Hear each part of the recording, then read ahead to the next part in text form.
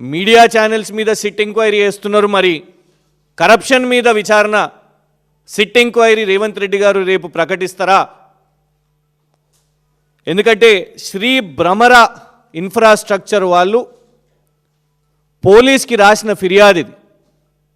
వాళ్ళ ఫిర్యాదు లేఖలోనే స్పష్టంగా సంపత్ కుమార్ గారి పేరిందులో పొందుపరుస్తూ 8 కోట్ల వసూలు అడిగిన మమ్మల్ని. వారికి వచ్చిన జాతీయ కాంట్రాక్టుకు ఆ కాంట్రాక్టర్లను 8 కోట్లు ఇవ్వాలి, ఇచ్చుకోవాలి. ఒకవైపు 300 కోట్ల డెకెన్ సిమెంట్స్ గతంలో చూసినాం. మంత్రి గారి ఇంటి ముందే రోడ్డు మీదే పంచాయతీ. టాస్క్ ఫోర్స్ పోలీసులు ఒక కాంగ్రెస్ మంత్రి కొండా సురేఖ గారి ఇంటికి పోయారు. ఏందబ్బా అనంటే డెకెన్ సిమెంట్స్ అనే ఒక పారిశ్రామికవేత్తను తుపాకీ పెట్టి 300 కోట్లు వసూలు చేసే ప్రయత్నం చేసిర్రు అని. దాని మీద ఎఫ్ఐఆర్ లేదు. ఇగోండి ఇంకొకటి అలాంటి సంఘటన. ఇందులో స్పష్టంగా పోలీస్ కంప్లైంట్ లెటర్ కూడా ఉన్నది.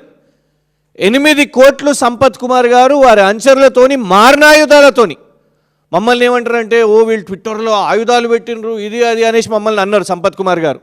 ఇది వాళ్ళ కంప్లైంట్ లెటర్లోనే. కాంగ్రెస్ వాళ్ళకు అంగ్రేజీ తెలిసి ఉంటే dangerous weapons which caused hurt and grievous hurt, dangerous weapons అని ఆ పోలీస్ కంప్లైంట్లో పెట్టారు.